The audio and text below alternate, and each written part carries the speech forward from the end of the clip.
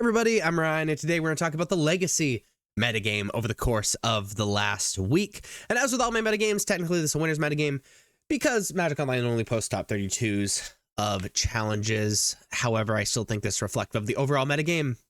Let's jump into it. So this is the legacy metagame.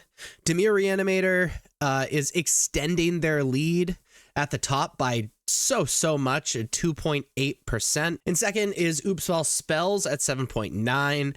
In third is it Delver and Painter at 7.1. And then Dimir Tempo at 6.3. If you'd like to look at this a little bit longer, feel free to pause the video. But we're going to talk about these decks starting with Dimir Tempo.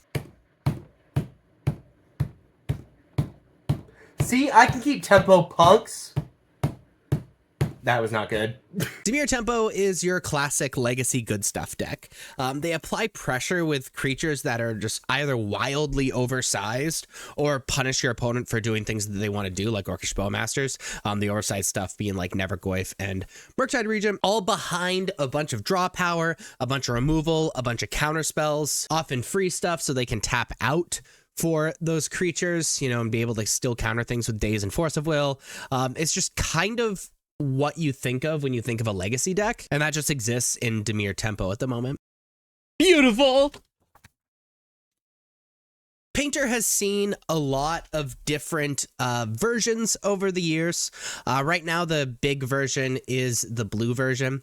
Essentially, what this deck is attempting to do is play Painter's Servant, make everything a color, and then play Grindstone, activate Grindstone because everything is a color. Your opponent mills their entire deck, and then you win. The blue version is kind of neat because it gives some draw power. It gives you stuff like Emery that can help you search for Grindstone and stock up to be able to dig through things. Is now playing the One Ring, and of course counter magic in Force of Will. Here we go!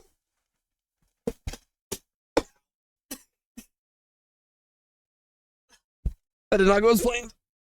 Is It Delver is another pseudo-classic tempo deck, kind of like Dimir Tempo.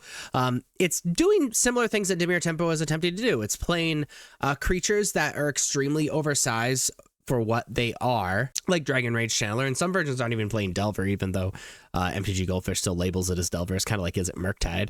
And then a ton of draw power, a ton of spot removal, a ton of counter spells.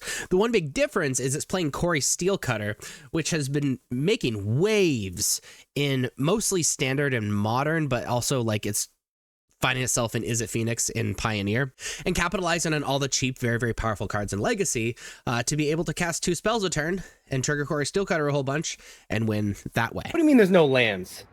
And how do I cast my spells? I'll talk to my agent about this. Oops All Spells is a very powerful combo deck, and there's a couple different ways this deck can work. The primary way it's trying to work is either playing Balustrade Spy or Undercity something or other, I can't remember the second part of the name, to basically play it, mill their entire deck because they aren't playing any lands, and then put some Narcomoebas on the battlefield sometimes, Poxwalkers, you know, things like that, and then Dread Return a Thassa's Oracle onto the battlefield and then win. There's a couple other ways to win, but this is ramped out with things like Elvish Spirit Guide and Simian Spirit Guide, and Dark Ritual, protected with Pact of Negation. It's just very powerful and effectively a one-card combo, which is sweet. And then the most popular deck in Legacy, surviving a lot of bans, is Dimir Reanimator.